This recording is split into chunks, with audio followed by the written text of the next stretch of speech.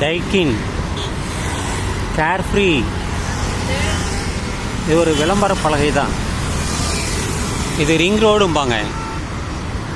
பாடி செல்லும், பாடி EVS Lucas, அங்கிருந்து அண்ணா நகர், கிண்டி, அப்படியே தாம்பரம் வரை செல்லக்கூடிய சாலை தான். இப்போ நடைபயிற்சிக்காக வந்து நான் திரும்பி செல்கிறேன்.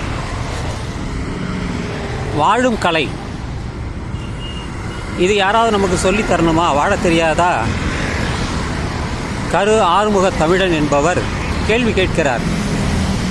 காசு கொடுத்து வாழும் கலையை கற்றுக்கொள்ள வேண்டுமா என்று அவர் கேட்கிறார். உண்மைதானே? நமக்கு அறிவில்லையா? நாம் படிக்கவில்லையா? நமக்கு சரித்திரம் தெரியாதா? நமக்கு உலகம் பற்றி தெரியாதா? திருக்குறள் தெரியாதா? என்று பல கேள்விகளை அவர் முன்வைக்கிறார். வாழும் கலை, உனக்கு வாழ தெரியாதா? அப்படி கேள்வி கேட்கிறார் அவர். உனக்கு எதுவுமே தெரியாதா? நீ படிக்கலையா? உனக்கு வாழ தெரியாதா? மற்றவங்க சொல்லி தான் நீ வாழணுமா? அப்படிங்கிற கேள்வி அவர் நிறையா வைக்கிறாரு.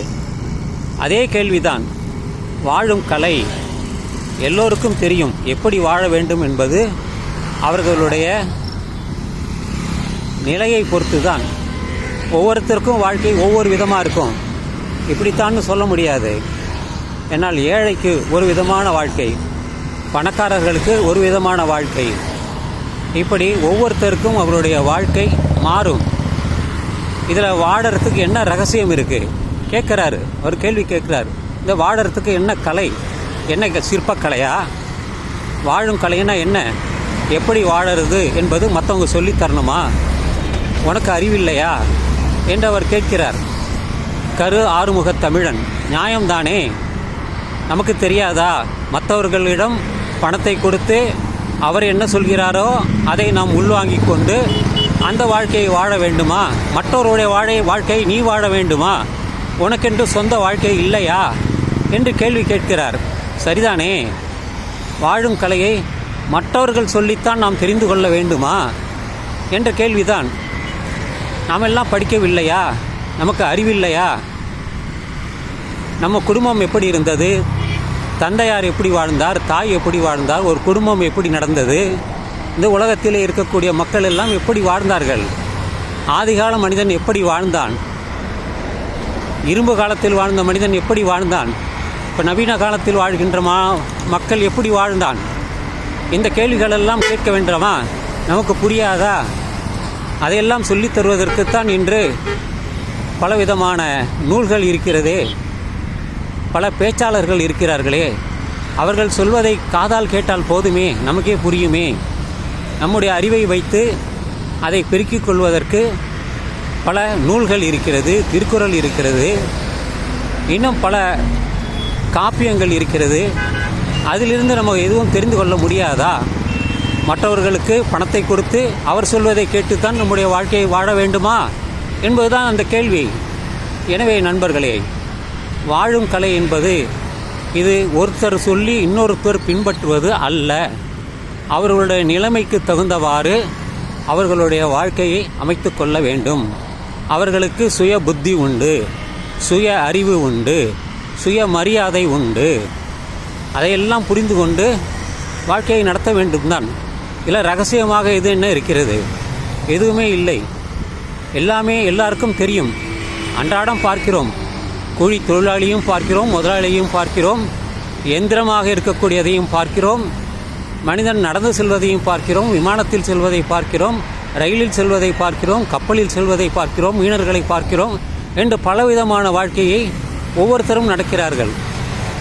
அவர்களுடைய வாழ்க்கை நமக்கு பொருந்துமா? பொருந்தாது. நம்முடைய வாழ்க்கை இன்னொருத்தவர்களுக்கு பொருந்துமா? நிச்சயமாக பொருந்தாது.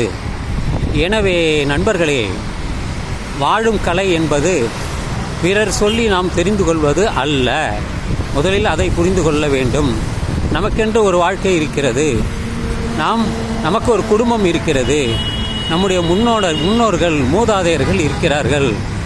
அவர்கள் வழி தெரிந்து கொள்ள வேண்டும். அதன் பிறகு நம்முடைய பொது அறிவு, பகுத்தறிவு இதையெல்லாம் பின்பற்றி நம்முடைய வாழ்க்கையை அமைத்து கொள்ள வேண்டும் என்பதுதான் எனது கருத்து. இன்னொருத்தர் சொல்லி அதை நான் வாழ வேண்டுமா? எனவே நண்பர்களே, சிந்திக்க வேண்டும். எழுதுபவர்கள் எழுதிவிடுவார்கள் பணம் வாங்கிக் கொண்டு. சிந்திப்பவர்கள் சுயமாக நிச்சயமாக சிந்திப்பார்கள். அது எனக்கு நன்கு புரியும். எனவே நண்பர்களே, வாழ்க்கை என்பதே ஒரு விசித்திரம்தான். நேற்று போல் இன்று இல்லை, இன்று போல் நாளை இல்லை. எனவே ஒவ்வொரு நிமிடமும் மாறிக்கொண்டே இருப்பதுதான் வாழ்க்கை. இதைத்தான் கௌதம புத்தர் சொன்னார். வாழ்க்கை என்பது நிலையற்றது. இன்று போல் நாளை கிடையாது, நேற்று இல்லை. இதை புரிந்து கொண்டால் நமது வாழ்க்கை நன்றாக இருக்கும் என்று சொல்லி இந்த இரவு பதிவை நான் நிறைவு செய்கிறேன்.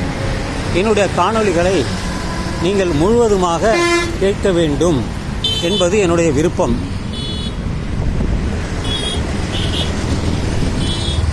எனவே இந்த பதிவை நான் இத்துடன் நிறைவு செய்கிறேன். நடைப்பயிற்சி சுமார் ஒரு 3 கிலோமீட்டரோடு முடிந்துவிடும். பலர் இந்த வழியாக போகிறார்கள், நடக்கிறார்கள், நடைப்பயிற்சி செய்கிறார்கள். அதில் நானும் ஒருவன் தான்.